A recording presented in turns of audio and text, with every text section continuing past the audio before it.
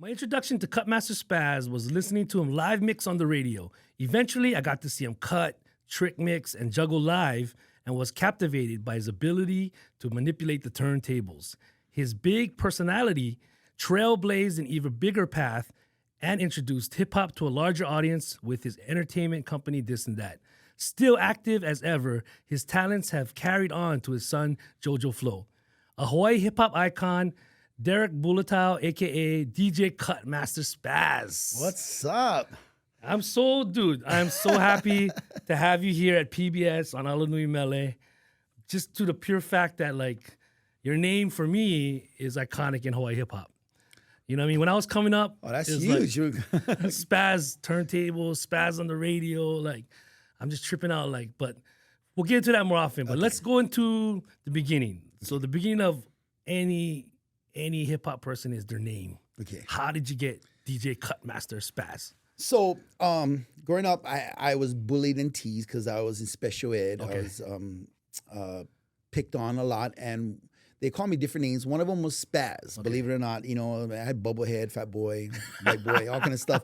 But I wanted, when I knew I was going to be a DJ, I wanted to pick a name that would always remind me where I came from. Yeah. Never forget where I came from. So I took Spaz, DJ Right. Spaz.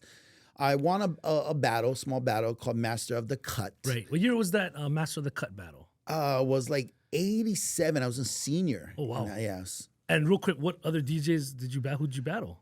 Any names that are still like relevant? Nah, it was like, Local kind. you know what? That's the thing. A lot of them was from the mainland, like military or private school and stuff like that. Okay. Yeah, there wasn't really like one. DJs wasn't really relevant, like Right. in especially coming from Kaneohe. Yeah. Like you either surf, you dance hula, Yeah. you model. Yeah. Nobody DJ, so Model. Yeah, so Play any I handsome don't even know where buggers. these guys came from. You know what Yeah. I mean? Like they're not around. They did not. Like it wasn't.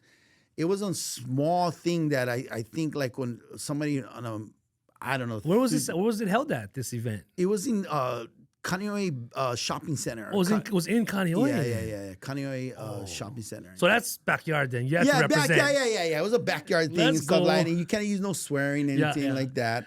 Do you remember the records you used in that set, by the way? I did. It was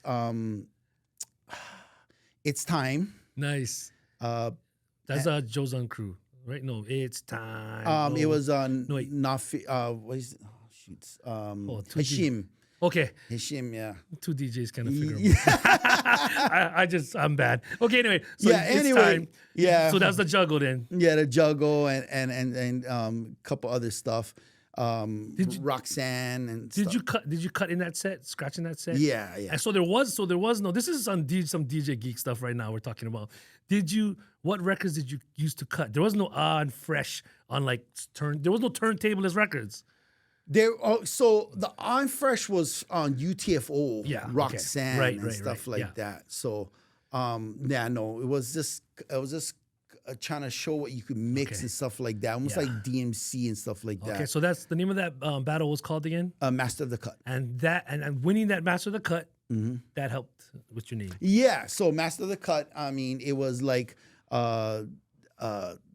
something that just I stuck with me. But I didn't want to be Master of the Cut. I'm dyslexic, so I decided to call myself Cut Master. That's classic, bruh. Yeah. So you changed this teasing you Spaz. Yeah. You said DJ Spaz, and you Yeah. won that, and Master of the Cut, Yeah. and dyslexic, so Cut Master. Spaz, yeah. Bruh. Hey, if that's not hip hop, I don't know what that is, dude. That's it. Yeah. That's all on some hip hop stuff right there. Yeah. So DJ Kutmaster Spaz, and that's how you got the name. Correct. Yeah. It's funny when people say that full name. Hi, DJ Kutmaster Spaz. Most people call me Spaz. Yeah. Some people call me Cut or Kutmaster. But yeah, Kutmaster Spaz is what I went by and what I built on. Yeah. It's funny because I just love music. I used to be a popper. I started popping first. Okay. From That was kind of your first introduction to hip hop. And, you know what I mean? And the element of dancing and popping and stuff like that. I was fluffy, so I couldn't really get into breaking. Sorry. If I was to break, I'd break something. Who's your first person that you've seen pop and lock? You know remember? what? I cannot even remember. I would have to say from Kaneohe was Frank Punimoy and Okay. Michael Rita. Was that Bits and Pieces? Bits Okay. and Pieces. Yes, they were like the hometown heroes. I mean, they were like probably the best poppers in Kaneohe. Yeah. So yeah, I would have to say them, Frank Punimoy. I mean, I started popping before I saw him, but when I saw him, I'm like, whoa, this is new level stuff. This unreal. Are they a little older or on the same Oh, no, age? they're 2 years older than me. Okay. I think Michael Rita is 1 year older and Frank is 2 years older than me, or maybe even more. Yeah. I think I was in middle school. He was in high school already. Okay. But they were innovative in lip syncing, painting their faces, their combos was unreal. I don't know if people know, but then they were real. So you went to King. I went to Kapunahala King Castle. Oh, nice. Yeah, so I went to King, and so did Frank and Mike went to King and Castle. I don't know what element. Try Ben Parker. So when did DJing and the turntables come into play? If you're popping, So there was a dance at my school. okay, and this is high school or middle school? I'm sorry, there was elementary school. Yeah, I dance. was 10 years old, Okay. and a DJ's turntable. I mean, he wasn't mixing or cutting. Yeah. But I see him play music and it moves the crowd. Like he play hip hop music and people like throwing their hands in the air. Yeah. And he playing rock music, people jumping around and lovey-dovey music, slow music. I was like, wow, this is really cool. Like the DJ is like the maestro that controls the emotion. Exactly. Yes. So I wanted to become a DJ. So I ran home, told my mom, hey, Mom, I'm gonna be a DJ. He's like, okay, but we kind of poor. Like, how you can get this stuff? Yeah. So I got a job delivering newspaper. Okay. Wait, this is elementary. Elementary school, because my mom said, hey, I can't just go and buy you equipment. So Yeah. we had Radio Shack, which was like Best Buy back then. Yes. So I had to get equipment, and my mom and dad had a turntable, like the one with wood. Yes. So I put cardboard on them, and then I was just practicing my scratching. So I learned how to scratch before I learned how to mix. Because I would just grab the record, scratch, just doing that, so I could get the rhythm. Right. No mixer, just straight scratching, trying to make different rhythms with it and stuff like that. My parents were not happy. They're like, what are you doing with my Don Ho record? Oh. Tiny bubble, in the one. Wait, so even though it was belt drive, or I don't even know what drive it was back then, you were still be able to I manipulate. put cardboard underneath. Cardboard underneath to make it backslide and stuff like that. And I tried different things. I put wax paper because I thought it was good. Yeah, wax paper is not good. It stucks in the groove. So when you turn them over, it would skip. So like, you got to use cellophane. So did you save up for the realistic? Or? I did. I got the 2 realistics and the realistic mixer from Radio Shack. By the time I was 12, it took me 2 years. So by 12 years old, so I used my parents' stuff, just practicing the muscle memory of scratching. And then by 12 years old, I had my realistic belt drives. Which people don't understand, man. The struggle is real, man. You gotta be really gentle with it, and you gotta push off so it doesn't go. You can't let go. It's not just pushing buttons. Yeah. So you have to have that feel of touching when you backspin or you scratch and you let go. It doesn't go. You really gotta learn how to catch it, and every turntable in the belt drive is a different feel. Yeah. Yeah. So when you push that thing forward, people, if you don't understand, explain to them. This real quick, the difference between a belt drive old school turntable and a direct drive. So direct drive is the mechanical machine it's direct drive. So it like you said, it has more traction, or faster. Torque. Torque. Correct. The belt drive is basically on belt. So when you let it go, it's like a rubber band controlling the whole turntable. So when you let them go, it's like, here we go. You know what I mean? It's not like direct drive. You can let them go, here we go. Yeah. And belt drive is like, let them go, here we go. So then what? So explain to them what you got to do to the belt drive to make it. You got to help it along. Right. So when you're scratching, jigga, jigga, jigga, here, you got to kind of push it. Here we go. If not, you don't go, jigga, jigga, here we go. It doesn't sound, you're like, what the heck's wrong? And what about mixing wise, belt drive and direct? Yeah, so it's more very sensitive. Like you touch them. So you cannot be rough with it. You got to be and turntables, like if you hit the record too hard, or when you grab it, it'll bounce. So you gotta have a finesse or a touch to it. Like it's like really sensitive. Just like you, I mean, when I seen DJs, my experience was actually at a school dance, and I seen a DJ, and DJs. I feel like the DJs I seen coming up, they had that finesse. And I don't know if it was because they just was that style and finesse naturally, Or is it because the turntables made you? You couldn't be sloppy.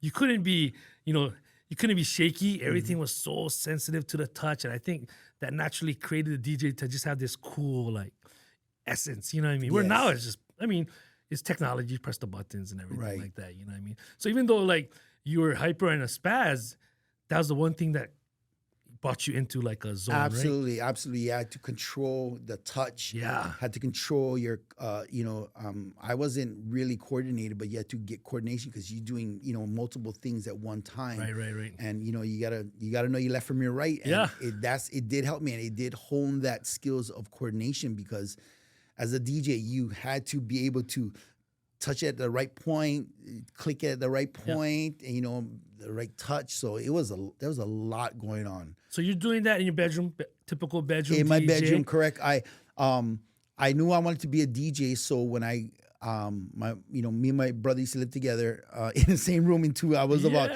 high school, and then my mom gave me my own. I was like, I can't live with my brother, you know what I mean? That's weird. So she gave me her den, her office, and so I took out the bed. I had a futon. Yeah. And I took one old the drawer, and I took an old door and put the door on it. And then my room that's became my whole DJ concert, setup. And I know my parents, my brother thought I was weird because I would be like making like I am in my mind. I had like 1,000 people watching me scratch and perform, and they was like, so weird. It's like, but then that's how I came up with the saying: if you stay ready, you never have to get ready. Hey, if you envision it, you focus that you're gonna be mixing for 10,000 people, and you're ready for it. When that opportunity comes, you'll be ready. Yeah. And so I always say, success is when opportunity meets readiness. Yes. So stay ready, never have to get ready. Meaning just feel like you're gonna know that you're gonna mix for a crowd. How are you gonna rock that? Yep. Also, when I DJ, I had the philosophy of no matter it's 5 or 500, I mix the same. I perform the same intensity. Throwing your hands up, 5 or 500, I rock them the same because you know what I mean. Not like, oh, I need 5 people. I just gonna get by. Lazy. Yeah. So I go all. So what was your first? Do you remember your first gig? Your first time someone was like, "Hey, you DJ?" Yeah, first one was actually in front of people was Carol Kanai's 16th birthday party at her house in Kahalu. Wait, her name is Carol Kanai. Carol Kanai. Not Carol Kai. No, Carol Kanai. Oh, like Carol Kanai? Nah. Yeah, Carol Kanai. Okay. I Shout remember. Out to Carol Kanai. Yeah, Carol Kanai. That's cool. She gave me my first gig, man. I mean, I got What grade was that? I was 16. I was a junior in high school. Okay. So I bought my equipment and everything like that. So I was ready to do my gig, and she heard, oh, you DJ? So I did her Sweet 16 when she was a junior. Okay. And she paid me with a plate lunch. Let's go. And I know everybody like, well, that's it. No, you don't even understand that. I was doing this for free in my room. Yeah. So the fact that she gave me a dinner plate, I appreciated that. I was like, thank you. Like, I got paid in food, which was what I would have done for free. Yeah, I wouldn't, so, and I wasn't in a circle of friends. Like, I didn't really have much friends. I only had DJing. So, So I was really grateful for that. That she did that, and that gave me the confidence to continue to do gigs. Did that just open up people to be like, hey, Derrick, you DJ? Like, oh, I never know you DJ. Yeah, it did. And then what happened after that? Do you remember like your first like?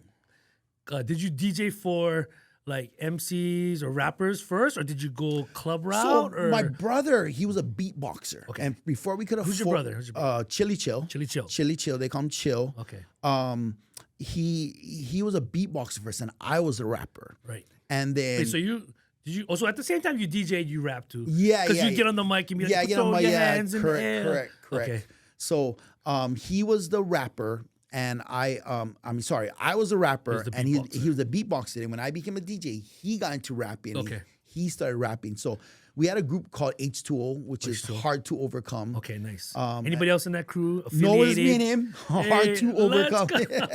So it was me and him. And what year was that? I would say that was like 86. Wow. Yeah, 86. I was 16 and he was 14. And did you guys know of any other crews? I mean, yes, there was Club Rocks Rock. Okay. But they consisted of DJ and MCs? Yes, they're Dynamic DJ, which is Dwayne, Lionel L, rapper. Right, yeah. Yeah, so I heard of them. Right? Black Hawaiian. Yeah, Black Hawaiian, correct. Shout Yeah. out. So I heard about them. Like they were running things because they're from Papakolea. Town. So they were, like being kind of, we just feel like the big mountain. Yeah. It's not like speak on that, because I've before this podcast, we talked about I'm doing this podcast. I'm hearing a lot of people from the East Side. Like, I never knew it was from the East Side. I'm like, oh man, East Side was popping. But you're like, I don't know about that. Explain to the people like how you felt being in Kaneohe. You talked about the mountain and being away from town. Yeah, so town was where all the dances was, where all the people was. People visiting from the mainland.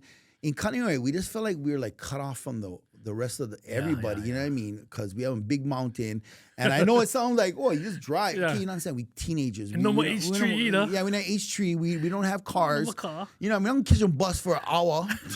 So we just felt like we kind of did our own thing, Kaneohe. And we never had YouTube. We never had texting.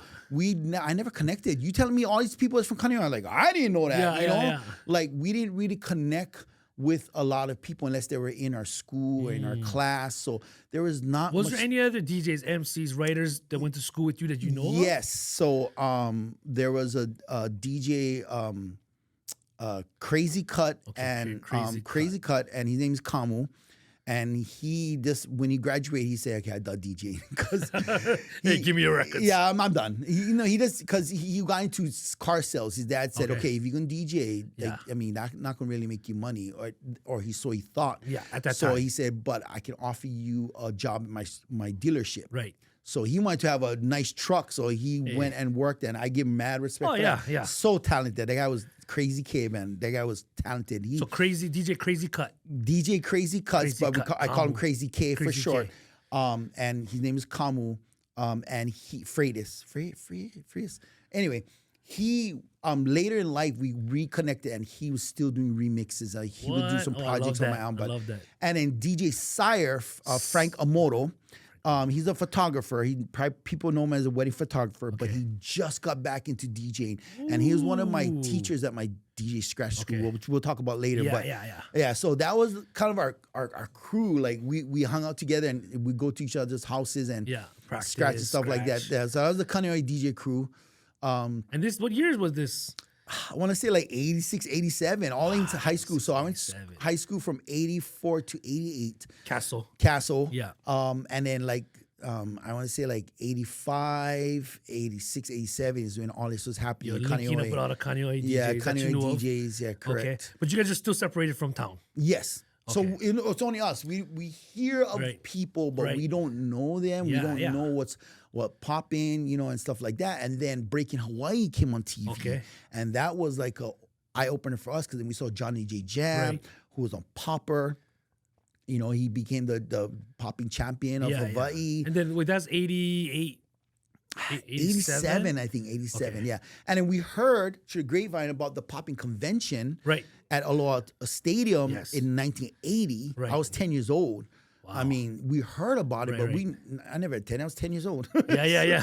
So it's just the Coconut Wireless is how we heard about things, but we didn't see people. So we had to make up our own popping moves. And of course, the movie Breaking was influencing us and stuff like that. And, later we learned that what the difference between popping, rapping, DJing, and hip hop is. I just thought it was all the same thing. Then I learned hip hop is a culture, is a way you live, a mindset.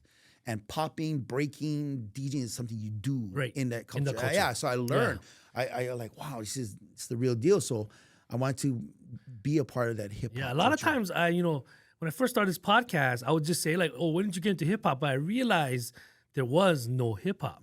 It was like, when did you start rapping? When did you start DJing? When did you start writing? When did you start breaking? Because we're from Hawaii, so technically, our mountain that's separating us is a whole ocean. Right? So even though you're in Kaneohe, and you gotta pass the Kolaus or whatever to get to town, we're dealing with a whole ocean, right? Yeah. So then I had to refrain. I was like, wait a minute, when did you start DJing? Because the whole terminology, the culture of hip hop didn't come into like, I don't know, what do you think, late 80s maybe? It started coming up as, the elements and stuff like that, you know what I mean? So I totally understand where you're coming from, because usually it's like, when I say like, oh, when did you get into hip hop? It's like, oh, there was no hip hop. Yeah. In the 70s, 80s, 70s. Yeah, you're right. It was popping. This is the popping convention. Yeah, popping convention. It wasn't a hip hop convention. Yeah, it wasn't a hip hop convention. Yeah. Maybe in New York, the Bronx, there was hip hop. Yeah. in Hawaii, it's like, no, it's just one element of it all. correct. So you had a crew with your brother, H2O. Yeah, H2O. And did that last for all? Did you guys record anything, or that was So just... we did demos. We would take beats from like Run DMC and stuff and make our own raps over that. Right.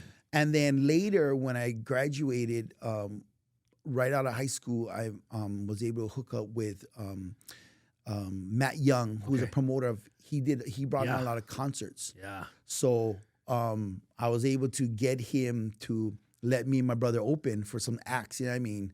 Like the Sleaze Boys and stuff like that, RoboCop, you know. Nice. So we got to do as H2O. H2O and stuff like that. But my brother, you know, it was more for fun for him, you know, and I'm all in. Yeah. So he went in his own journey, and I went on mine, and I just focused on DJing. Yeah. And I started making mixtapes and stuff like that, and got a notoriety from Silly's. Okay. Then getting on the radio of Hot I-94. So how did you get into Silly's? Because that seems to be a mainstay in a lot of the OG DJs that I talk to. Silly seems to be a point where they eventually DJ there, ran through there, either b-boy there, dance there. How did your connection with Silly's happen? So you're absolutely right. I think Silly's was one of the only clubs that was playing hip hop music or playing rap music. And this was 80s? 80s, yeah, in the 80s. So everybody was playing alternative or pop music, and there was, I mean, when I say pop, I mean like Dino and freestyle music and stuff like that, or alternative or house. So Silly's was the only one that was playing that. Wow. So I tried to apply like with a mixtape and an application. Okay, I like this. And the manager literally told me later that he took my application, dumped it in the trash, and kept the mixtape. He said, "Oh, it's good." No, nice. Then this is when I learned the lesson. It's not what you know, it's who you know. So yes. I worked with another guy called Alan Arato. His name is Alan Arato. He still does marketing for Mai Tais and does stuff in the industry. And I credit him every time I can. Shout out to Alan. He called and said, "Hey, I get this DJ. He's really good." Gave them his blessing to say this guy is like his word. Yes. Yeah. I went down and I DJ'd for Brian, who was the manager, and he hired me on the spot. Okay, so you went in like anybody for a job. Here's my resume. Here's my mixtape. I want to DJ. Yeah, I want to DJ. And then the assistant manager trashed my application. He didn't even give it to anybody. He's like, I probably look like a dork, you know what I mean? Spaz. And then... so how did you meet Alan? Alan, I worked at Rising Star. So there's a recording studio, a karaoke recording studio in Pro Ridge, and he was there, and I worked with him. Yeah. Wait, you're at Pro Ridge now. How'd you get over the mountain? Oh, I graduated from high school and I got my own car. Let's go. What kind of car was that? It was a Dodge Dart, 77 Dodge Dart. Oh, that car would be cherry right now, bro. Yeah, right now. Right? Funny how that thing But the gas gauge never worked, so you had to kind of time your I think this $3 is going to last over to Pro Ridge. Yeah, the gas tank, the gauge never worked, so. Yeah. Anyway, Okay, so you're at Pro Ridge working at Rising Star. Rising Star, right out of high school. And then I meet Alan, and he said, and I have a late birthday. I was only 17. Yeah. So I said, "Oh, I really want to work at Silly's." He's like, I know the owner. I was like, yeah. He goes, "No, I do." So he made a call. Yeah. And he said, "Hey," wait, did Alan even hear your mixes? He did. Okay. He did. I let him hear my mixes. Yeah. So he did hear me. He did vouch for me. And in fact, we later did promotions together where we we did events called The Dance. Hold on real quick. Who was the DJs at Silly's at that time? Johnny J Jam. Okay. Johnny J Jam. They were looking for a fill-in DJ, filler, because James Coles had left. He went on his boat trip. He went on his house. He became the House of Coles. I think he went to Pink Cadillac, but I don't know what happened exactly, but he left Silly's. Right. Before that was Ahi and Lisa D. Yeah, okay. But was John at the time. And he needed a fill-in DJ. And so he was working 7 nights a week. Oh. So I was trying to get in, and so Alan called. I got there, I was mixing, and that's when I met Johnny J Jam. Yeah. And he didn't know, but he was like a hero because he was the popping champion. Right. Such an entertainer. He had Johnny J Jam and the Heartbreakers. So he had he would do a full show when he came to his school. Well, what is Johnny J Jam and the Heartbreakers? I never heard that before. So he had a bunch of backup dancers. and he performed. He'd do a whole performance. I even think he sang. Like, I don't know why I'm visualizing like Bobby Brown or something. yes, like my noodle Bobby Brown. What? Yes. That is next He level, was bro. an entertainer. I mean, he plays instruments, everything. He gets so talented. Like, and when I met him, I'm like, oh my God, like I was kind of starstruck. Like, this is Johnny Jam. He was on KISA. Yes. You know, he was a popping champion on Breaking Hawaiʻi. Like, he's an entertainer. And he was just like, hey, what's up, man? How you doing? Like, really cool guy. And he just kind of took you in. Took me in, but he's like, Spaz, you got to get out of your nerves. Get out of here. Because I was nervous. I was shaking because I'm like, oh, it's the first time I'm DJing for real on club for adults. I'm 17 years old. Getting paid? Getting paid, yeah. Yeah, and back then was like $17 an hour. And I know that I don't think that's a lot, but believe me, 17. Oh, yeah. The paid back then was like $3.59. Like $3.59. That was the minimum wage. $17 an hour. Yeah. That's good. Yeah. How come that didn't carry on with inflation? I don't know. I think I got paid $17 spinning raves in 2010 because. Yeah, $17 an hour and a medical. And medical. Man, medical. Bruh. Where's Osna?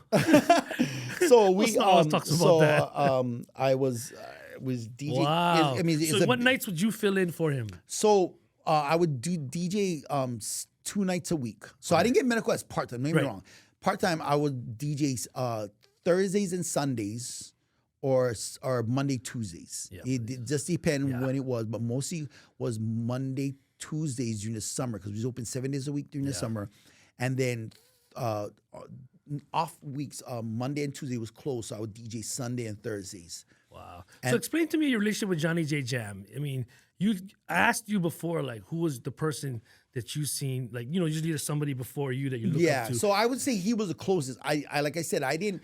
By the time I met him, I knew how to DJ. I didn't have someone I was looking up to, but it would be the closest would be him because he was on the radio. Yeah. He was KIC at an AM station playing hip hop.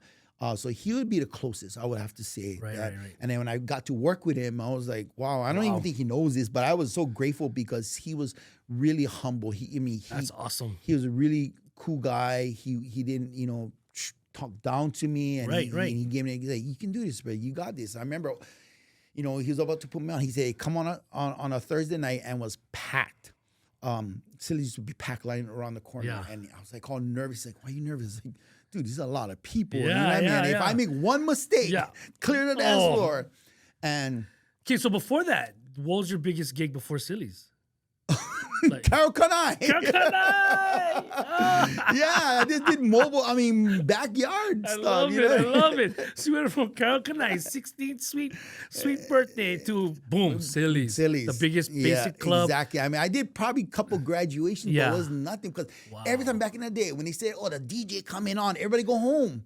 Like when we set it up, everybody's going home cleaning up. It was like the I don't know. It wasn't this. But then, like you were saying earlier, all those times in your room, you're preparing yourself. Yes, correct. So when you got on and Johnny J's like, hey, chill, bro, your hands, relax. Yeah. So what happened after that?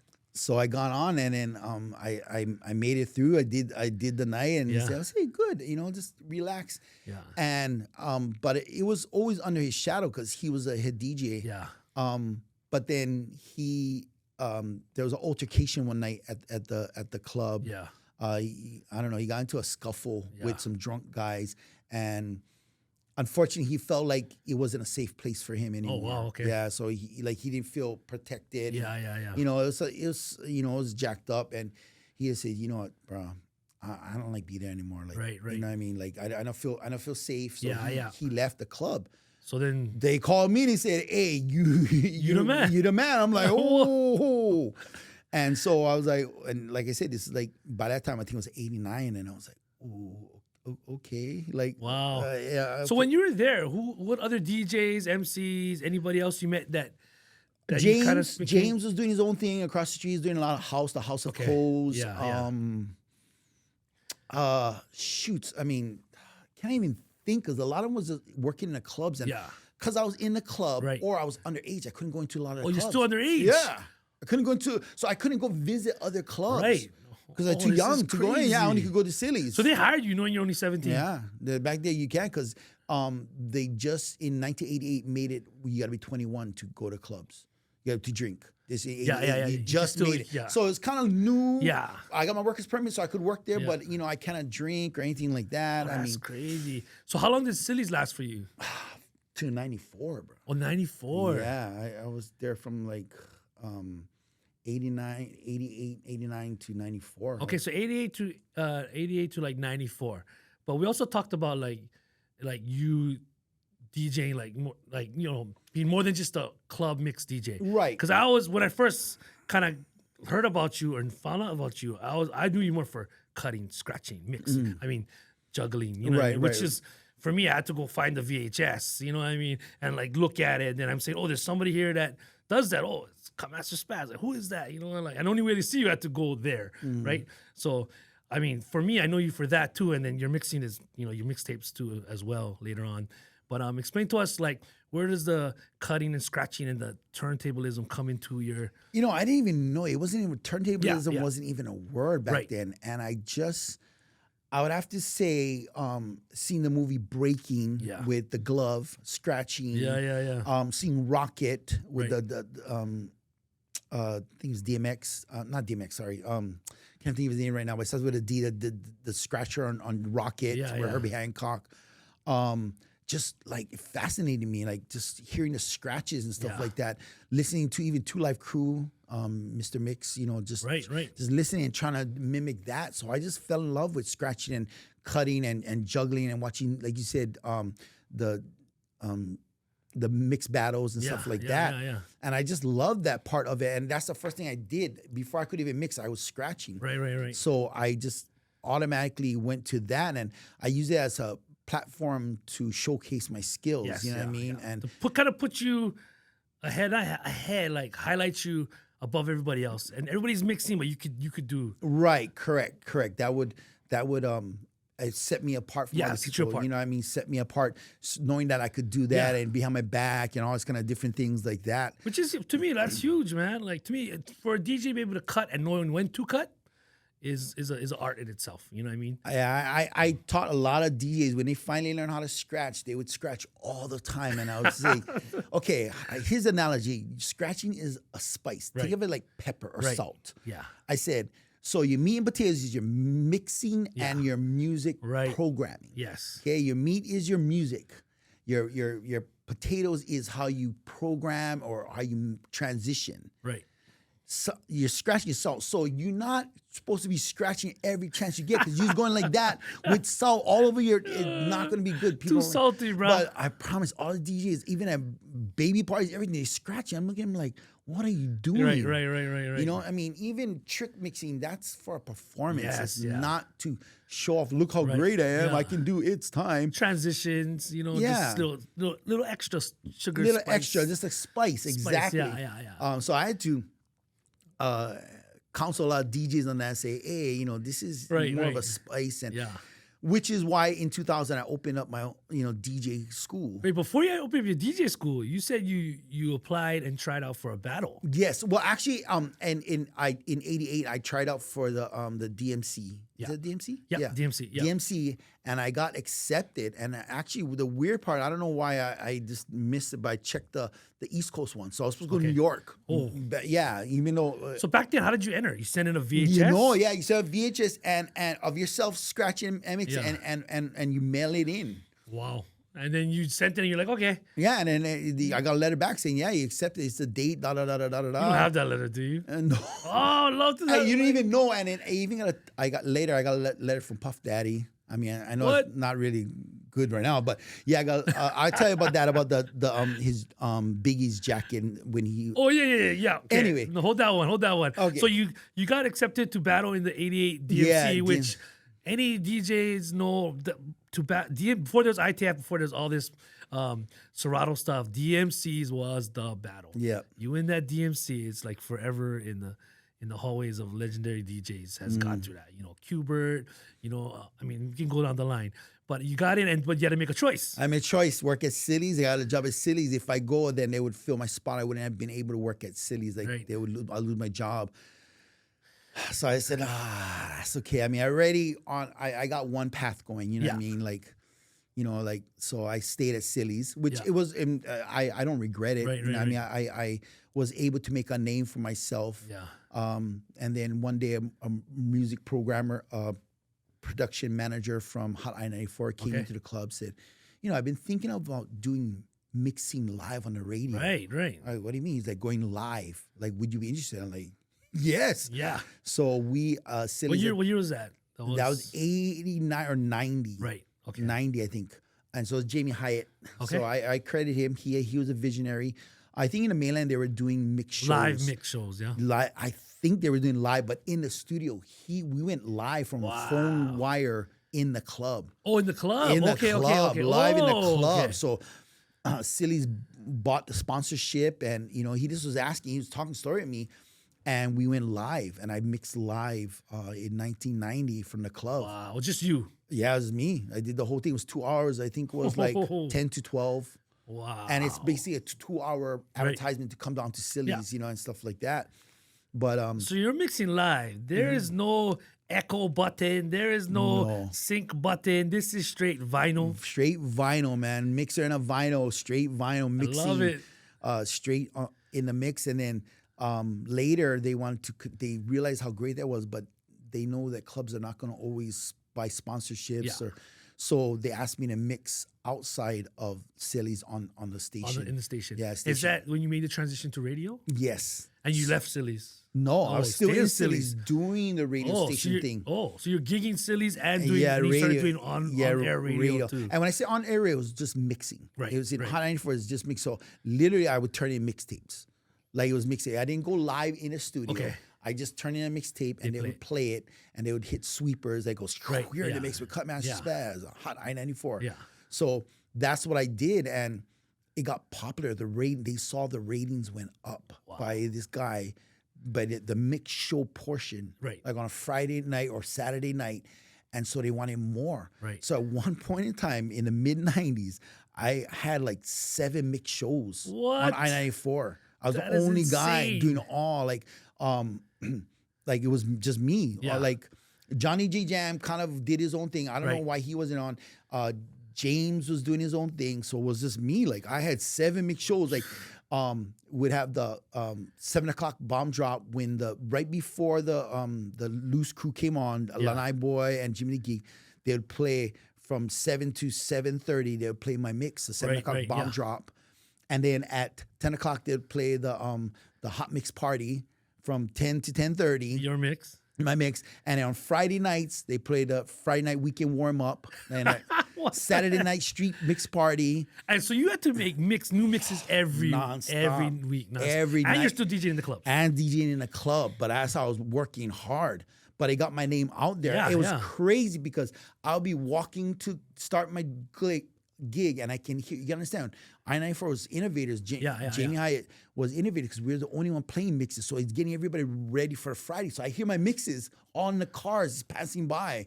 And I'm like, wow, this is crazy. That's crazy. So I'd be in the club and I would go outside and everybody on Hot I-94 lined up on McCully and you can hear it and they bump in the system. Because y'all going Waikiki. Yeah, like, oh, well, that's my mixes. Okay, here's a question I just wanted to ask, okay? Because I know you're master mix. Can you recall your biggest train wreck? I would have to say probably like the one that just like I just asked this question because to me, like, it's always good to bring it back down to earth, and like times like that make me laugh. It was when I picked up the wrong needle. Do you remember what gig or anything that it was at Silly's? It wasn't a live broadcast. Okay. Fortunately, it was a live broadcast, but it was at the peak. The floor was popping. And I was going fast. Yeah. And I grabbed the wrong needle and it stopped. And I just looked and froze. And everybody looked at me like, what the heck? Yeah. And I was like, uh-oh. Like, well, how do I recover? So I just dropped the needle back down and it's kind of like, it kind of continued on, but that would be the one that I remember that I just picked up the needle. I was like wrong one. Back in the day, records used to have scratches on them or dust on them, and they used to scratch. Yeah. But how I would recover, that's why I always would be rushing to have a turntable record on the other side in case that happened. Yeah. It's the things people don't know nowadays. But right? No. When that happened, I would get on the mic and say, this is why you don't buy your records from Goodwill. so that would be my recovery. Yeah. Sorry guys, this is why you don't buy your records from Goodwill. And then I play the next song. Transition. But how you gonna do that when you just pick up and everybody's looking at you like? And I just froze. Because you're probably in the moment, just going, and then like, I mean, it happens. I just asked that question because I'm like you're Kutmaster, right? There's always got to be a time where you bring it back and be like laugh at yourself. Yeah, it was this and be peak like, time. I want to say like 1 o'clock in the morning. The place was packed because we opened at 4. Yeah. And I just picked the needle and I didn't know what to say. I was just, so was it hard for you to get the thing back? Once I dropped it back on, bang, they looked you're at me. on. And then I recovered. But Okay, that was the one I can remember. So when did you make a transition, or not even transition? When did they ask you to be an on-air personality? So, And what station was that? it was KQMQ. Okay. So I was at Hot I-94 for years, and I mean, this. Hold me. I don't know if you have time. There's so much things I'm leaving out, but Yeah. That's fine. Radio clubs wasn't playing like Sillies tried to get away from playing gangster rap music or hip hop Okay, music. so this was like 91, 94. 94. So that's why I left. It was getting kind of funky. Like it wasn't really. There was like wanting me to play Madonna at peak hours. It's like trying to get a different crowd. Okay. And so I thought to myself, you know what? You get all these heads that love hip hop, mostly military. Right. So I went looking for a club. I got a partner, this guy Mordecai. Yeah. And he was African American guy, and we said, hey, there's such a need, a supply and demand, because there's no real place that especially military can go to. So we found this place in Pro City called Reenie's. Okay. And it was at the end of this by Buzz's Steakhouse in Pro City. Right. And we created this event on Saturday night called House Wrecker. And we went to the owners and we told them, so we went on a Saturday. I kind of like went to check it out. 80 people on a Saturday. The place holds 400. You know, 80 people, it looked like 8. Yeah. I'm like, oh, it's empty on a Saturday night at 12 o'clock. What the heck? Yeah. So we went to the owners and I said, hey, and this is probably the first promotions, and I'm putting this on. I'm gonna say it because there's nobody doing. Every club at the time had a promotion director. Yeah. So they pay somebody a certain amount of money. Their job is to bring people in. Yes. Flyers, radio, whatever. So we went to the club owner and he said, hey, we will bring a crowd in. We will pay for the advertisement. We'll pay for the DJs, the MCs, and the contest money. Yeah. All we like is the door, and you keep the bar. Yeah. And they were like, okay, we don't even charge people on a Saturday, and we got 80 people. You know what I mean? How you gonna charge like that? I said, don't worry about it. We said, don't worry about it because we believe, because I had a name, Yeah. And I said, and to make it so it's safe for you guys, how much you make it a bar on a Saturday? They said, oh, we make about 500, which is really bad. Yeah, it's bad. So we'll do a bar guarantee. They're like, what is a bar guarantee? You're dropping all of it. Yeah, so they said, what's a bar guarantee? I said, if you only make $300 on our night, we'll give you we'll make it to 500. We'll give you $200. Yeah. Okay. So we basically went on Saturday night, and I basically went to Ala Moana on a Sunday promoting flyers. Yeah. I got flyer girls. I made mixes, and in the mixtape, I gave them out for free because I used to sell them, but I gave them for free. But in the mixtape, yo, come check me out at House Wrecker, Reenie's nightclub, Pro City. We're gonna do this Saturday night. Boom. First night we had 300. Whoa, let's go. It was nuts, and we got people in the military to pass out flyers on the base. And this is in Pro City. Pro City, away from town. Away from Waikiki. town. Tons of parking. I mean, has it never been done? After that, no, not before that. No, nobody did that. Hip hop. Nope, it was a Pro straight City. Pro City. Always town, and it was almost like I felt like they didn't want the military because they felt military was going to cause fights and they were hitting on the girls, whatever. Yeah. But I said, bring them. Let's go. Let's go. I mean, that's, you like a place to come. This is your home. Yeah. So we had tons of military, people love hip hop. Yeah. And it was crack. 300 first night. And they made the bar. Oh, easy. And by the time we were done, probably like in 3-4 weeks in, we had 700 people, like standing room only kind. Place that only 400, like had people standing room. Yeah. I can't even get to the bathroom. Like it was crazy. Real quick rewind. What you broke down in which is amazing because, I've learned that through the years, and I don't know how to explain it, like promotionomics. I don't know, DJ-nomics. Like you broke down like everything, like the door, the bar, minimum. We'll do the promotions. Like that in itself is, I find fascinating, and it's something learned when you start throwing your own promotions. Right, correct. Right, and I don't know if there's a school for that or anything. There like is that. not. There is not. I mean, what it's called guerrilla marketing. That's what we did because we didn't have money, so we had to find ways to promote. Like I said, I did my guerrilla marketing was giving out mixtapes on us, having pretty girls pass up my mixtapes. Hey, that works. At ALANUI when they used to do a cruise on Sundays and just passing them out. I would bring speakers and face them towards the ocean and mix at ALANUI. So people would come by, say, what's going on over here? Like, they walk in the beach, they walking their dog. We pass out flyers to get to this club.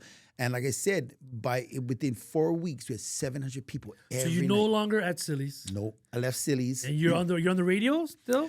Still on the radio, Hot 94. Hot 94. Yeah. And you're doing the House Record. And the House Record. How long did House Record last? House Record was... That's a don't name, by the way. For 2 hours. Oh, thank you. And it's a play on words. I know James is going to hate me, but we wrecking the house. You know what I mean? No house music. It's kidding.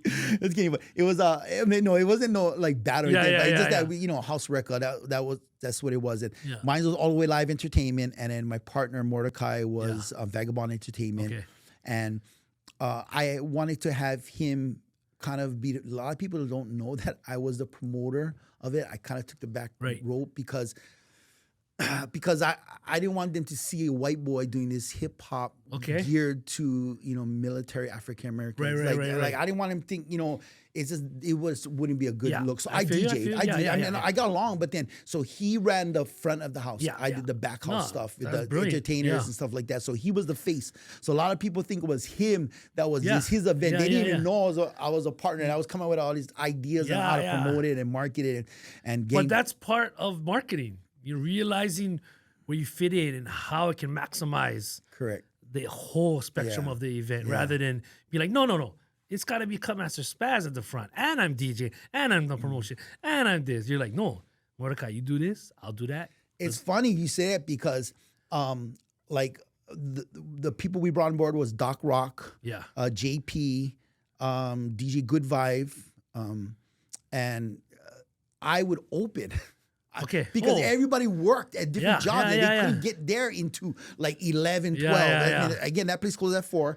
So I would open at 9 o'clock to 11. Oh, closed at 4. Yeah, closed at 4. And it was pretty packed too. Oh yeah, it was packed. And then so we started like maximizing, like, hey, we need food. So we brought in one person to sell food. And we charged them like $200 and then they would make 700. You know what I mean? But we would charge for and they allowed this. They didn't they didn't realize. So if you were 21 and over, you pay 10. Yeah, and which is a lot. Yeah. That is a lot. It was $5. Yeah, and if you're 18 to 20, you pay $20. And people still pay. Paid, and we walk away cash, bro. $10,000 cash a night. $10,000 cash. So after we pay out everybody, I walking away, and me and my partner split. Yeah, I walk away with $3-4 grand in my pocket, cash, wads. Every night you did that. Every Saturday night, bro. So if you do the math, man, I made a lot of money. Yeah, tax free. It wasn't claiming any I of didn't that. Because it was cash. Because we never had that. You're not gonna run credit card for at the door. So they taking cash. I mean, they can do credit card at the bar. But we did cash. So. It's funny. I had to. Thank you for letting me use this platform. But a lot of people don't know I was probably one of the first promoters in Hawaii that did that, club promoters, and everybody started doing it after. Everybody started club promoting in the late 90s. But I was like, you guys don't realize, like, I basically came up with the recipe and how to do it. Bar guarantee.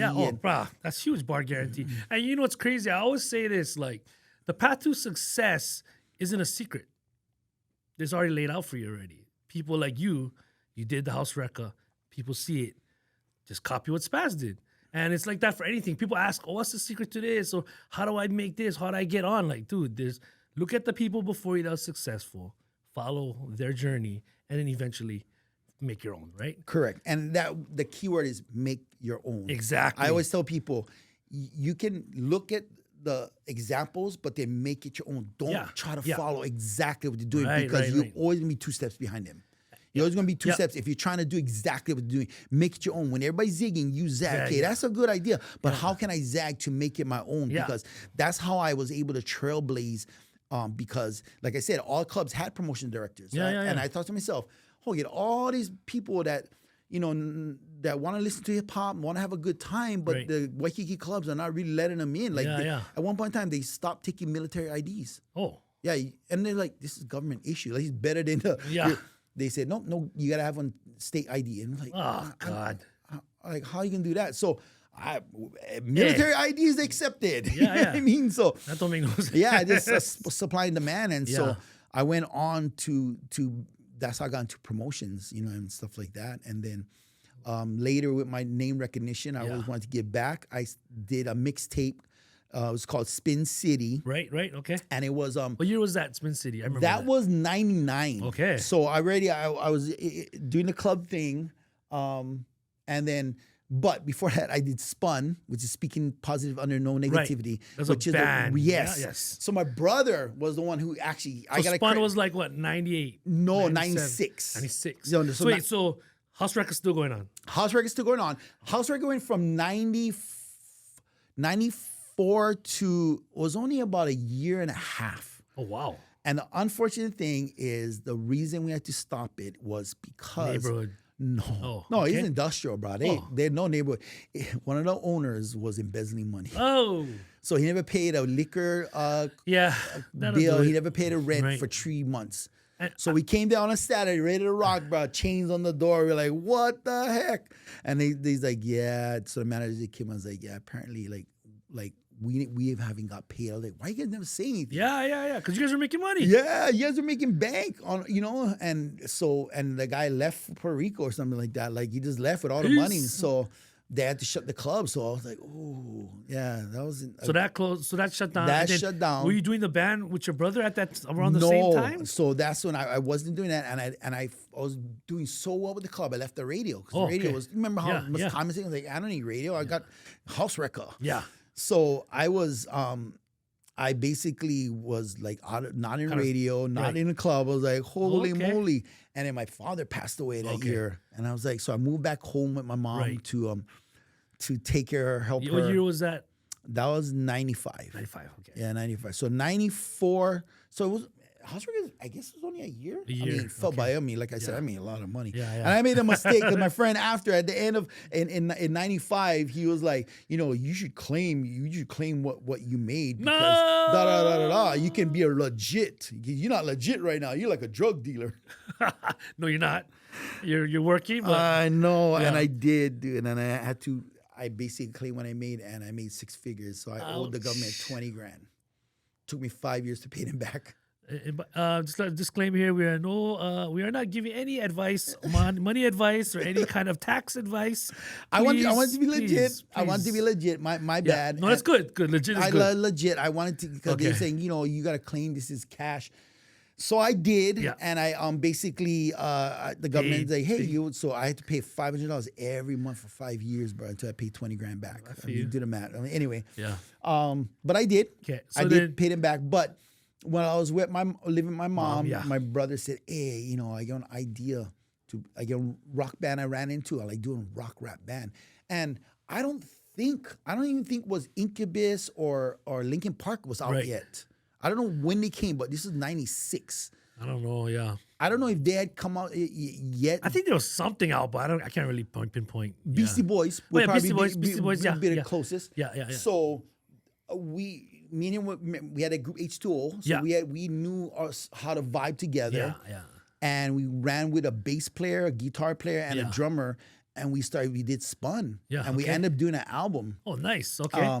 But I remember we got club gigs, everything, and the biggest one we got was Warped Tour. We got the Warped Tour. No way. Yeah. So I like to mention that. I mean, meshing hip hop with rock. That's the cool, Warped Tour. And I remember was that the Wave. So did you get the Warped Tour gig because of DJ Kutmaster Spaz or separate?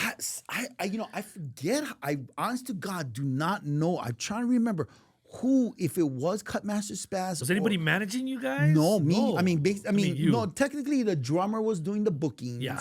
Because I didn't want to handle that part. The drummer was doing a lot of bookings. He the one booked the studio time, the rehearsal time, and all that. So you were stuff. DJing and rapping, scratching and rapping. Yeah, like literally. Your brother was the main MC. Correct. And so we would do clubs and we get paid. And I remember it was really cool. Shortcut came to one of our gigs at the Wave, and he was like tripping because his rock band rocking on his DJ slicing to rock music, and he was like, "Wow, this is really cool. Oh, this is crazy." Yeah, so that's how long did the band last for? From 96 to about a year again, to 96 to 97. Only a year. We move fast. I mean, I like to move fast. Dude, obviously. Yeah, bro, we hit so many things that we missed a lot of things too. Yeah, so we had the band, but I'm a person that, okay, where are we going? Yeah. Now we do Warped Tour. We come out with an album. Now what? What are we going to do? And I felt that they was just like, hey, we just here to party, bro. We just here to party. I don't do that. I don't smoke weed. I don't drink. So it's like, we would go to the rehearsal. It would be like 2-hour rehearsal. What hour was out there in the parking lot, and an hour was rehearsal. Like, can't do this. I cannot do this, bro. It's not my thing. It's not my vibe. You know. So I at the Warped Tour, I remember I was telling him, you know, hey, so I'm going to not be in the band anymore. He's like, wait, what? Like, we just did the Warped Tour. Like, what the heck? It's the last show, and I was like, yeah, I think I'm gonna do my own stuff. Yeah. And it was like, like my brother, I think he was really mad at me. Like kind of like, oh, okay. So he got, he found other DJs. He found another rapper. That's fine. They went on to do other things. But then that's when I started working on a mixtape and utilizing my name as Kutmaster Spaz to help local hip hop artists. Okay, yeah. So I made this mixtape using. What was the name of the mixtape? Spin City. Okay, Spin City. Spin City. Year was? This was like 98. I started on it. Okay. And what I was trying to do, my vision was, we have so much. There's a mountain that divides Kaneohe. There's a long highway that divides the west side. Everybody doing their own thing. My vision as Kutmaster, by that time, my notoriety, I want to bring all the different hip hop rappers, groups to do one mixtape together to make it hip hop Hawaii. And so I started doing Spin City, and then Landmark Records heard about it. And we already had recorded some stuff, but was using other people's beats. Because I didn't do everything. I don't know why people think I do beats. I don't do beats. I can do remixes where I layer loops, but I don't make beats from scratch. So they said, this is a genius idea. This could do really well. So they signed me to do this mixtape, no longer a mixtape, an album, Spin City Hip Hop Hawaii. That's crazy. And they brought in Big T's. Okay. I know Big T's because he was an urban joint. I DJ'd with him a couple times, stuff like that. So he jumped in and he was the producer on the album. But he used my name, Kutmaster Spaz. And I basically was the person that went out and talked to all the hip hop groups. My brother was on it. All kind of people, just even T's was on it, Big T's. All kind of people from everywhere that you would never think would be on the same album. It was a collaboration. I think that was the first one ever in Hawaii that was a collab. That was my vision. Spin City. And so we were done by 1999. Original beats or still? Yeah, so T's, T's is talented. I don't know if you gotta have, I know he's amazed by that brother can rap, entertain, sing, make beats.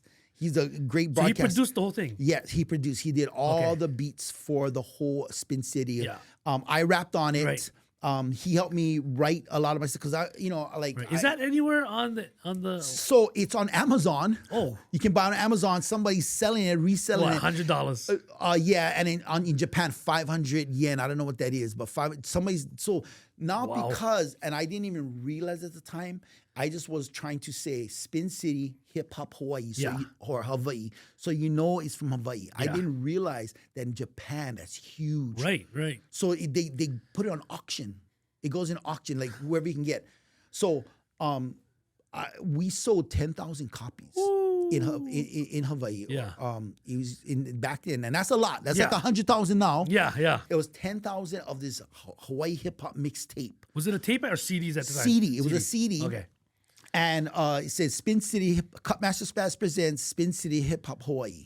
And it was supposed to be, something that's united, and it worked, and it won a hip hop album of the year at that time they had Hawaii Music Awards, which was helping all the genres that wasn't Hawaiian or Hawaiian. So I won a best album of the year, hip hop album of the year for hip hop for Spin City.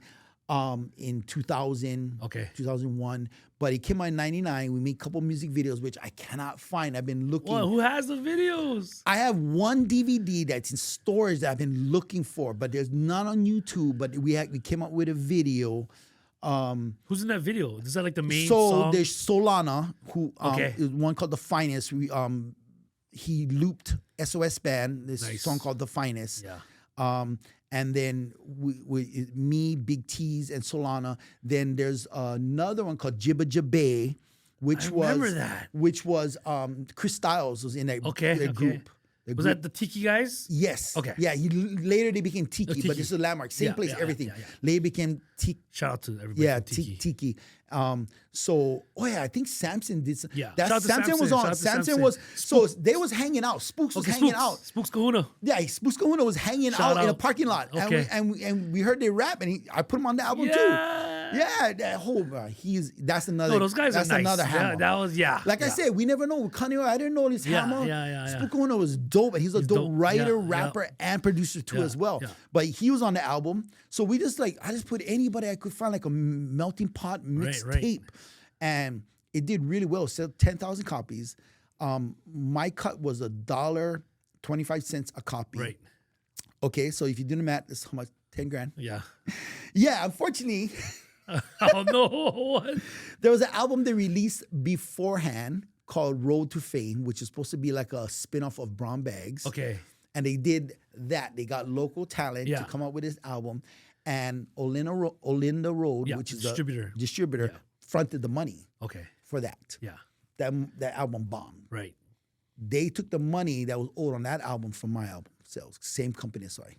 Oh. So all the money I would have got is like, okay, Yeah. this album bombed, but this album did good. So what you all be taking, so I got nothing. Yeah, I got no money. That don't make wait. But you weren't affiliated with that first album at all. Not at all. But that's how it works. I mean, and that's okay. Yeah. It's okay. I mean, shout out to Ty. Like, he gave me an opportunity to be on a major platform, Right, come on right. music video. So I'm not, but that's what happened. Because everybody like, oh, you got paid. You Yeah, should yeah. still be getting paid. No, you don't understand. Like, things like that. That's it happens. And there's nothing you can do. I'm not going to be like, Ty, you owe me $10,000. But no money came out of your pocket to make that. At No, least. Okay, correct. okay, That's okay. why I'm Yeah, okay. okay, Because whatever. he fronted Right. my money in the studio time, Right. and stuff like that. So, I never lost Right. any money. I was able to unite all these rappers. Okay. I was able to, put out something that for me I thought was a legacy of combining, hip hop. Yeah, this was 95. 99. No, 99. Yeah, 99. Okay. Yeah, and then later I came up with another album in the 2000. In 2000, I said, hey, now I like try something different. I want to try and do more like instruments. So I hooked up with Hawaiʻi, and in I think 2003 we released another album called React for Him. And by then I found God. In 2000 I found God, so it's called React for Him, which is React for God. Like everything you do is positive. Word. So I was in the I did that album, and that actually album won hip hop album of the year too as well. Oh, nice. Just being different out of it was yeah. I was always trying to be different. Shout out to Sonny Kapu who helped me. Yes. Aaron and Brother Sam and all the rest of the guys from Hawaiʻi for believing me, because they backed me. They became the label. Yeah. And backed that, and that did well too. But like I said, the Spin City one is still getting traction in. That's awesome. Like people auctioning them off. Japan and UK, Europe, for some reason they love Hawaii hip hop. Yeah. And I don't know how they even found out about it. Or maybe it's just Hawaii in general. Yeah, I think the Hawaii. Yeah. The Hawaii. But real quick, let's get into when you had an idea to start a scratch school. And what year was that? Okay, that was 2000. 2000. So the idea was in So Spin City was 99. 99. So you started thinking Yeah, about... I thought to myself, because I thought, I would want to elevate DJing. Right. Like do a DJ school. Yeah, so you already just kind of elevated Hawaii hip hop MCs. Correct. MC. With Spin City, Yeah. correct. And then I said, I want to elevate DJing. So I want to come up with a DJ school. So I basically... I've had a friend, Jason Ulip, who owned Hyper Squad in Nukan. in Waipio. And they had like an attic. Okay. So I asked him, I said, hey, if I pay rent, like how much do you charge me? And he said, oh, whatever's, give me whatever's. And so The only thing that sucker was hot. It was on warehouse. And we were on the top. So Yeah. all the heat from the dancers dancing downstairs was hot. Was hot. So we had tons of fans. I invested more in fans than turntables. But so I had 12 turntables, had 5 DJ setups, and we built out like cubby holes, and then we had the main instruction. I wish I gotta go look for pictures, but yeah, it was called Universal DJ School because I wanted to everybody, no matter what music, universal is universal. And part of the classes we had was scratch classes. Nice, like we teach people how to scratch, and that's when I brought Frank Amoto, my friend DJ Skid. Yeah, shout out to Skid. Yeah, DJ Skid, 1020. Yes. Who else? So all these DJs who scratch, I said, hey, teach scratch. He's like, how do you teach? I said, just show how you show your friend and show me how to scratch. That's what you do. So yeah, all these kids learning. And then Qbert came for a show. And I had met Qbert a while back because he came down, and then the promoter, which is Joe Ho, said, hey, Spaz, can you take them around? Real quick, who's DJ Qbert? So DJ Qbert is a legendary DJ who is like the creator of scratches. And you might say, what do you mean? Okay, imagine somebody can create a new key on a keyboard or a guitar. That's what he does with scratches. He made up scratches. So he's like a scratch god, like a legend. Because he made up scratches, the crab scratch, the flare, all this kind of stuff. He just gives it names. We were just doing baby scratch and just, easy cutting scratches, but he went and just innovated scratches and basically won competitions by just scratching. Him, his crew, ISP, Scratch Pickles. Yeah, Visual Scratch all those Pickles. guys created pretty much the library of scratch. Correct. Yeah, correct. Yeah. Like Okay. it was just basic scratches. So Qbert is a epic DJ who just goes around the world scratching as a note, he's a Filipino. Yeah, from San Francisco. From San Francisco. Yeah. So from San Francisco. He walking on the street, you could think he's from Kali. yeah. So when he came down to do a show, the promoter Joe Ho said, hey, Spaz, can you take him around? Because you got to have a passenger van. I only have vans that carry equipment. So I took him around. We became friends. Nice. I turned him on to poke. He didn't know what poke was. So every time we'd come to Hawaii, Spaz, you can go get poke. Yeah. So he loves sushi, but he was blown away by poke. Yeah. I met his business partner, manager at the time, Yoga Frog. Shout out to Yoga. Yeah. And then so when they came to ironically, they came 2000 and they came to and Qbert was like, bruh, I think this is the only school for scratch DJs. I mean, New York, they have the mixing where they teach you how to mix like a club DJ, right. But nobody teaches scratching. This is crazy. And so he deemed it. He said, you're the world's first scratch DJ school. Wow. I mean, you had DJ Skid there, so come on now. Yeah. I mean. And I was like, wow, thanks. And he goes, you know what? And Yoga Frog, the businessman he was, said, hey, what if we open Scratch University? I go, what do you mean? He goes, I want to partner with you, I fully respect it because they were buying houses here, doing real estate. I mean, believe it or not, people don't know they're smart businessmen. So they scratch and they have a lot of brand needles, but their main money is real estate. Right. So they were coming to Hawaii a lot. So he said, Spaz, we will fund it. You run it. And when Qbert's in town, he'll do shows or come in but you run it. And so they're gonna financially back me, use my concept, and open Scratch University. Well, then YouTube came along, and they were like realizing we don't really. I mean, because they were doing DVDs, but the internet can hit the world, like not just Hawaii, right? Because they were thinking people were gonna fly from Japan, which they would, to come. They we would do packages. They learn how to scratch, and so they said, yeah, we're just gonna do the YouTube route, which is fine with me. Just the fact they even considered having me as a partner, working with me, using my idea and concept. I mean, they could have ran off and did their own thing, but they said, hey, we want to partner with you, Spaz. You're good peoples. Right. And so I have nothing but respect for them. And so they went off, and I think they did Scratch University on YouTube, or they made a series you could buy or something like that. They made a whole university. Correct. So I was just tickled pink to know that they considered me to be a partner with them doing this, seeing my concept and stuff. And I think I have pictures with Qbert them at the DJ school and stuff like that. You gotta find those pictures. Yeah, I gotta find those pictures. I know it's hard because people ask me, you say you met Jamie Foxx and Dr. Dre and all those kind of people, and you work with MC Hammer. I don't want pictures because we never have camera phones. Yeah. You would have to literally tell them, hey, take a picture. And when you're working with this artist, you got to remember it's like your coworker or your classmate. Right. You don't be like, hey, out of nowhere, can you take a picture of me? Yeah, That's just weird. You don't do that. That's fanboy. Start up your camera. Yeah. Can we take a picture? And you know, we never do selfies. How did you end up working with all these famous? Who are some of the famous people you work with? Since we're going that route. So what happened was, one of the DJs for one of the shows couldn't make it. Okay. And the promoter was Matt Young. Yeah. I mentioned him. He had Hawaiian Island Productions, HIP, and he would bring on groups. And one of the DJs couldn't make it. Right. So he said, Spaz, can you jump up and mix? Yeah. So I mixed for shows, and he thought to himself, hey, I just saved because the DJ couldn't make it. I just saved myself like 10 grand because he got to pay the DJ, he got to put him on, fly him in. So he started using me for all his shows, MC Hammer, Ice Cube, and the other promoters heard that. And then they started hiring me because they see that I'm a performing DJ. Yeah. You're rocking the crowd before they even get on. Correct. Warming up the crowd. So I started getting like Cypress Hill, Lauryn Hill, all these people. I get to meet all these people, work with them, and I go up and just tour. Marky Mark, when he had his song "The Funky Bunch," all the islands, we had Maui, Kauai. Oh, you jumped on and you did everything with them. Hawaii. And then Lighter Shade of Brown. Oh, I don't even remember that, but yeah. So they didn't have a DJ. Wow. So when he came to Honolulu, they were like, Spaz, DJ for us. So I would DJ for. So the word just got around, like Spaz is the guy in Hawaii. Yeah, Hawaii, correct. I was like the point of contact for so like, oh yeah, no worries.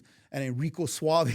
Nice. I don't know how to throw that name, but I DJ for him. That's dope, bro. You know what I mean? Like, I'm sure there's a lot of women around. They probably don't know. But anyway, House of Pain, like that, sometimes they're like Danny Boy. Yeah, couldn't make it. What? Or Jim Muggs couldn't make it. Oh, what? Yeah, so this happened because Spaz. Yeah. Dude, that's so dope. Yeah, so I did jump on, play the tracks or scratch or open for them. So back then they had the instrumentals on vinyl, like acetates or something. Correct. Okay. Or they used that. Yeah, that. Yeah, they had that. So the song played that, or like you said, the instrumentals on vinyl.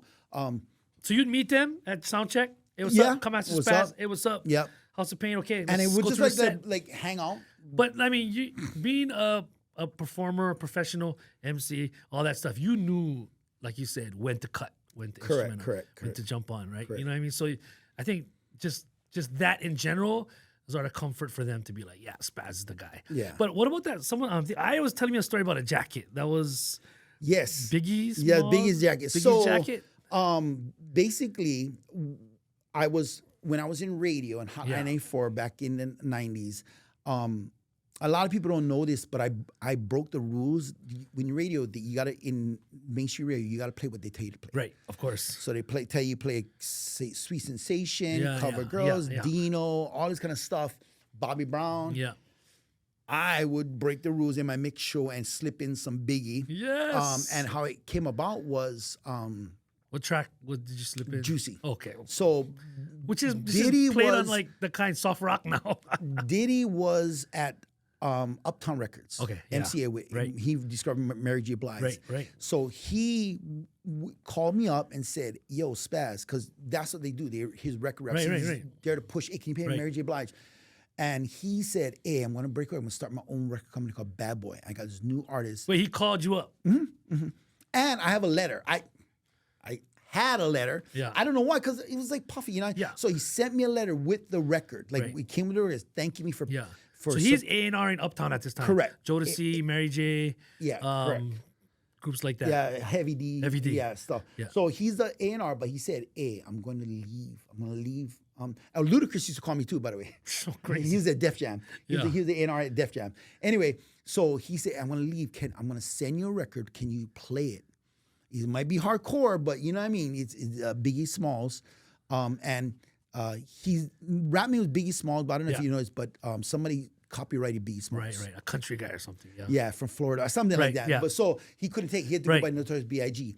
So I got in the mail with a letter from him, signed by him, by Diddy, and I played it, slipped it in, like later, Juicy. like juicy. You know. Do you remember what was the lead up and the lead I think out? it was like on Bobby Brown record. Okay. You know what I mean? Like Bobby Brown. Right. I don't know. I forget. But Here's I a dropped DJ question: how much BPMs is Juicy? 94. Let's go. So I dropped it in and stuff like that, and I forget I dropped it in, and you got to report it. So you write, and then they have a BTS, Okay, which is not what is a BTS? So it's beta, BDS, BDS, beta broadcast data system. Okay, so it tracks right, and you report it. So I reported it to because I was in the radio. You report to magazines, right, yeah. And I reported that I played it. I was one of the first DJs in the nation to play Biggie because it was like a ghetto record. Yeah. Dark.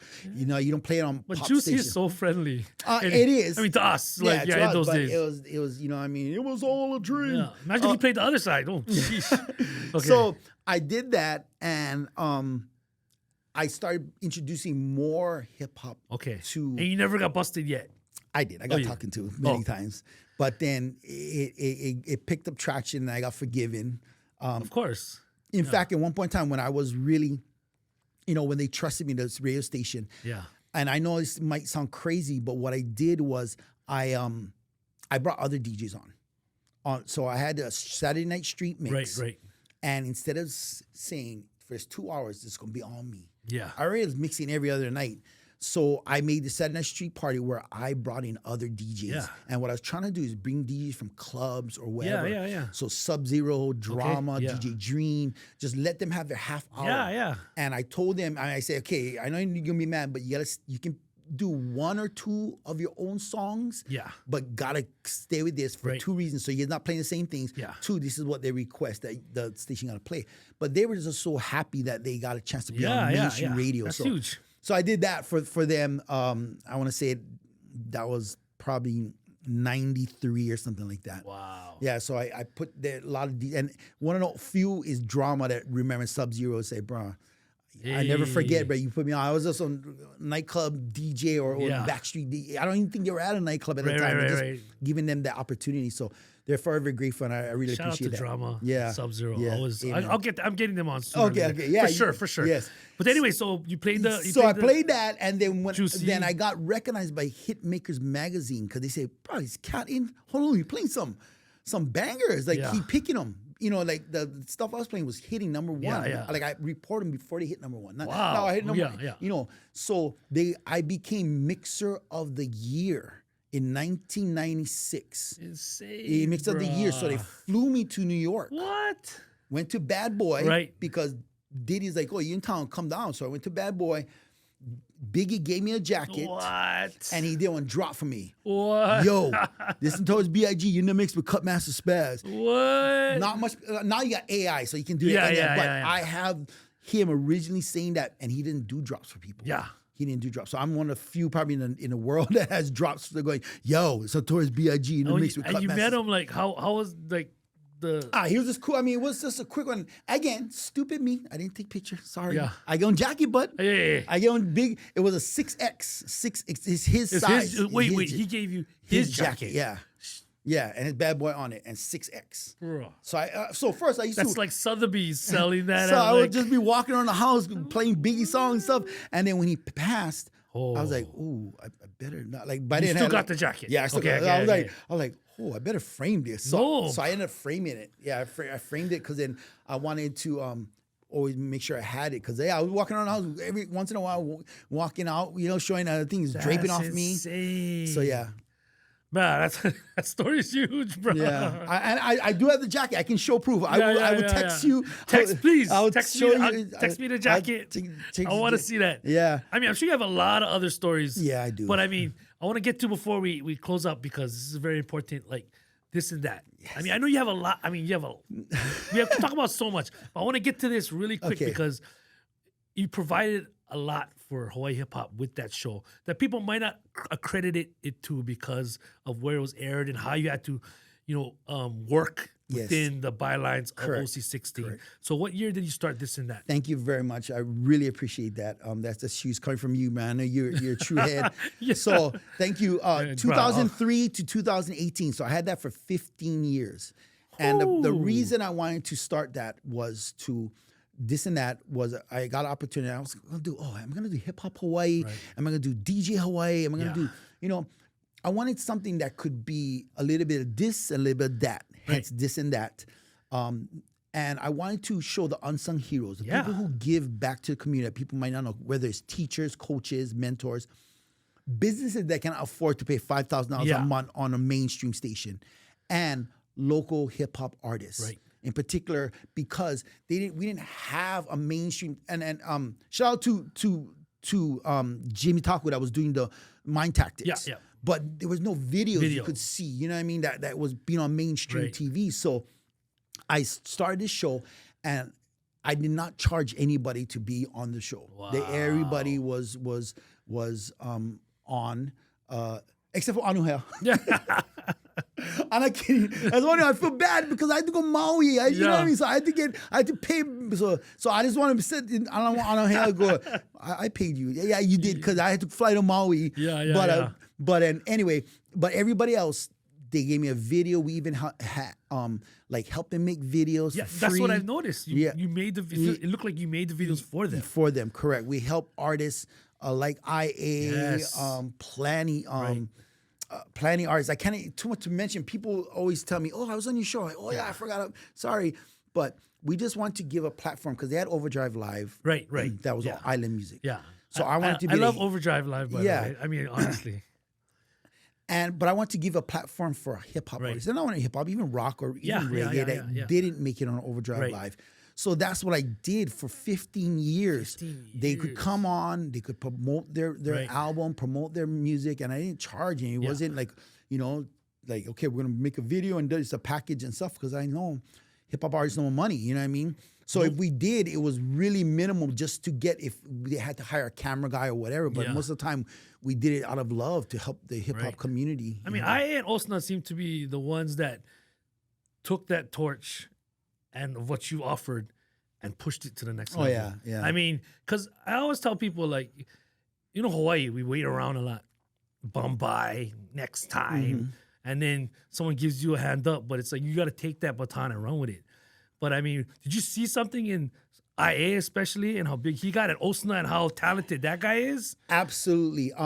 Absolutely. I did. I mean, it's a quick story, but I did not know that Osna's dad is Stingray. Right. Bodybuilder, legendary bodybuilder in Hawaii. Yeah. I didn't know IA's dad was the Hawaiian Punch. Oh, two hammers right there. You know what I mean? 1, 2. So when it's funny because when I went in to meet with them, the dad was there. I mean, IA's dad. Yeah. And he wanted to meet me to make sure that I was legit and I could take this. Yeah. Like we met at distant offices in Kaimuki, and I think this was like 2005, and he wanted to make sure that I wasn't gonna take his son for a ride or whatever. So he shook my hand, looked me in the eye, and said, "Make sure you take my son." And I said, "I will." Thank you, sir. Yeah, bro. I think that's the most admirable thing that a dad would do, to make sure his, because I'm sure he's been, swindled and stuff like that. So I did. I took IA under my wing, and he listened to me to a lot of things that I had. Yeah. He always was grateful. That's one thing that the Hawaiian Punch taught IA was humility, because he always would thank me like, out of the blue. Thank you. Thank you, Spaz. I truly appreciate it, bro. Thank you so much. Thank you. You always say that. And people don't realize how far that goes, just to look at me and say, "Hey, thank you. Thank you for what you're doing. I really appreciate it." And to this day, IA always thanks me. Osna, I met him late. He brought in Osna, and I was at his house. I was scratching, going for it. And his big hammer come in called Stingray. He's like, "I gotta get up early tomorrow." I was like, "Oh my God, that's Stingray. He's gonna break me in half." But he's like, "This is my dad." Osna. Osna's like, "This is my dad." We're like, "Oh, no, that's Stingray, bro." And Osna, he's another so talented, good businessman, rapper. I mean, he just one day he say, "Hey, is it hard to DJ?" And I was like, I mean, that's what he told you. Yeah. He said, "He's hard to DJ." He goes, "I try it." Try it. Bro, next time he'd rip. I'm like, because he understands music, the beats. Yeah. It's easy for him to transition. Yeah. If you're a musician, you can DJ. You just got to understand the counts, what's on beat and what's not. So he just like went with like, because one day he's like, "Oh, I think I want to DJ." But that's just how Osna is. He helped me build out the studio at Marino. Yeah. And he says, "I think I lay floors."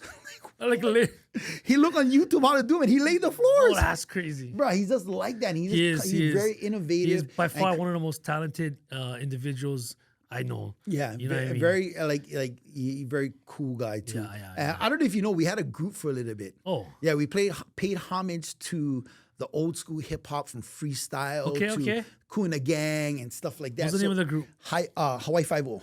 I remember the video. Yeah, Hawaii Like 5-0. So we redid instead of Don't Stop the Rock, we did Don't Stop the Hawaii Rock. Okay, yeah. What People Do for Money, we did that, and then we did a couple original songs, just playing homage to the old school 80s hip hop. Yeah, we were in a group together just for fun. I mean, we can't really release it for money because it's all sampled stuff. Yeah, but you can look on YouTube for that. Yeah. But Spaz, man, I gotta get you back on. So this will be part 1 for sure. Okay. Part 2 will happen because there's way more questions and way more things we didn't get to cover. But before we wrap up this one, you got anything, any words of wisdom, anything to say before about Hawaii hip hop, about your journey, anything? Find your passion. I mean, whatever you do, DJing saved my life, and it led into a whole career that I was able to provide for my family. Don't let anybody say you can't. Yeah. You know what I mean? Just believe in yourself. I always say conceive, believe, and achieve. Conceive your dream, what you want to be. Yeah. Believe in yourself, because nobody's coming for you. You got to believe in yourself. Right.